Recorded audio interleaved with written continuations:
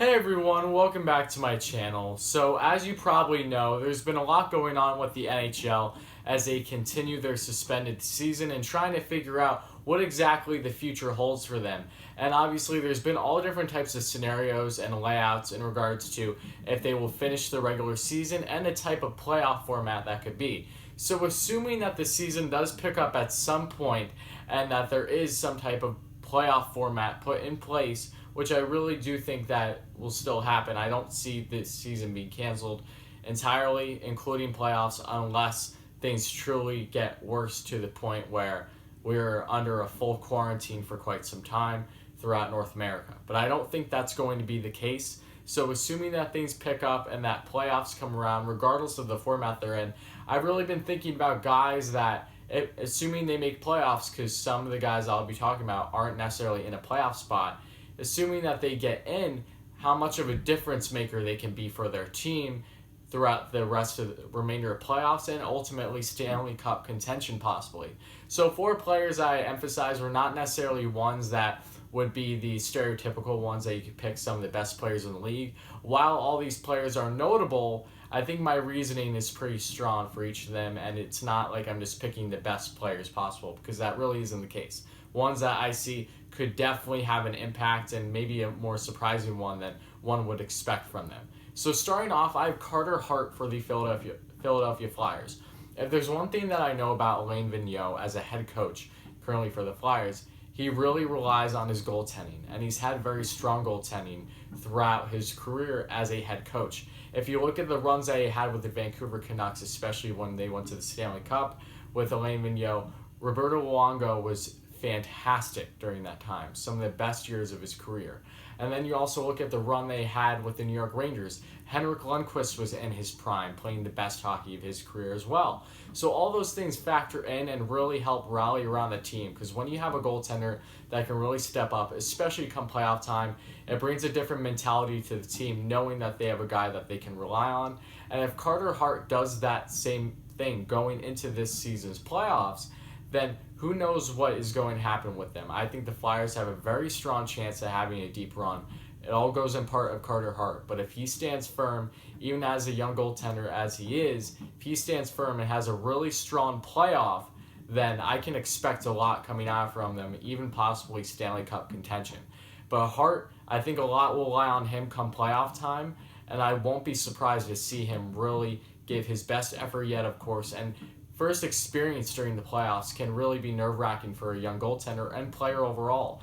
He's either going to embrace it very well, or he's going to show just how inexperienced he is.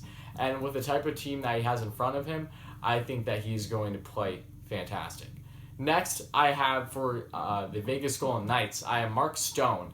I picked Mark Stone because especially when Vegas acquired him last season at the NHL trade deadline, the whole kind of mentality changed with Vegas, where they didn't have to be as reliant on certain guys, and I think it made their team really deep overall. And even though this season has kind of been a down year for some guys, you could say William Karlsson, Riley Smith, even though I don't think Smith has played bad at all, Alex Tuch, who's dealt with injuries for quite some time, etc., Stone can really be a difference maker. He has proven it with the Ottawa Senators and the runs that he had with them when he was one game away from going to the Stanley Cup with them just a couple of years ago, and the Penguins ultimately won the Cup that year. Stone is a fantastic two-way forward, and if you look at his first run with Vegas in the playoffs last season, he had 12 points in 7 games. So just imagine what he would have done if Vegas had a deeper run. And I think Vegas has this win-now mentality, of course, with the kind of group that they have together. And with Stone, I feel that he can really take them over the edge and push them for a very deep playoff run. Next, I have Artemi Panarin for the New York Rangers. And I'm saying this pretty unbiasedly, honestly, as a Rangers fan. Just knowing the impact that Panarin has had on this Rangers team this season has truly been remarkable. Without him, they would be nowhere near a playoff spot, and now they're only a couple points out. So assuming that the playoff format changes and they either make it in the playoffs because of an elimination game, or they just come in because more teams are added to the playoffs to the new format, I don't know what that is going to be. But assuming one of those things happen, Panarin can be a huge difference maker for the Rangers as well. Now, while they do have other weapons in this lineup, especially Mika Zibanejad, who's having a career year, Panarin has just been night in and night out their most consistent player. Regardless if he's scoring goals or assists, he just makes things happen as soon as he touches the puck. He's contributed to over 50% of the Rangers' goals this season. With him versus without him in the lineup, there's a huge gap in regards to wins, losses, and just overall performance. I think he gives them that cushion that they've desperately been needing in regards to feeling better as a team overall, and he makes guys around him just so much better, and he helps their confidence tremendously. So that's another thing as well. You have guys around him that are really playing well, but even without him next to them at times in different lineup variations, they're still playing very strong, and that is all in part because of the confidence that Panarin gave them and the guidance that he's given a lot of these younger players in the Rangers lineup especially. So Panarin, assuming the Rangers do get in a playoff spot, watch out, because I could definitely see him being lights out for the Rangers and really turning it on. And he's poised to win the Stanley Cup like any other guy, but he just signed that big contract with them. He wants to win in New York, and I will not be surprised whatsoever to see him truly have a deep run with this inexperienced Rangers team. Next, and finally, I have for my last pick, I have Mark Scheifele for the Winnipeg Jets. The Jets, I could have picked multiple players from, but Mark Scheifele stands out the most to me. And especially if I look at the playoff run the Jets had 2 seasons ago, and yes, I know it wasn't last season because they had a shorter, I believe they only played 6 games of the playoffs last year, but 2 seasons ago when they actually had a deeper run, Scheifele had 14 goals in 17 games. That was remarkable for a total of 20 points in those 17 games. When Scheifele is hot, he is hot. And even though this offense is not looking as good as what it has in years prior, there's no reason to say why it can't turn it on, especially come playoff time. You have a team that is really hungry for a deep playoff run. They have the core group to do it. Their defense is playing above expectations, and they have arguably the best goaltender in the NHL this season with how well Hellebuyck has played.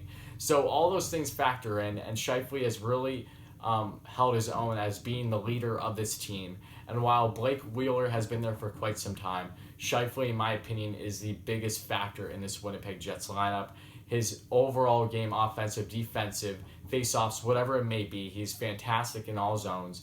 And if the Jets have any chance of having a deep run in this year's playoffs, it will definitely be a part of Scheifele's success. So expect a lot from him, assuming the Jets make it in, because they are currently in a playoff spot. But those are the 4 players I chose. They were ones that I've really been thinking about, where I could have picked a lot of different players for this video, but those were ones that I think have a very big chance to be a difference maker and aren't necessarily ones that you would expect. It's not like I threw out the Sidney Crosbys, the Ovechkins, the Connor McDavids of the NHL. You know, it's better to do things this way, in my opinion, and because you have all these expectations with certain guys. Well, the guys I just listed, some of them don't have much expectations going into this year's playoffs, whether the team has played above expectations this season or just haven't needing to bank on that specific player throughout the season. All those things factor in. But let me know what you think. I really appreciate it. So if you like this video, please like, subscribe, comment. Check out previous videos if you haven't. I just do videos on all things NHL related.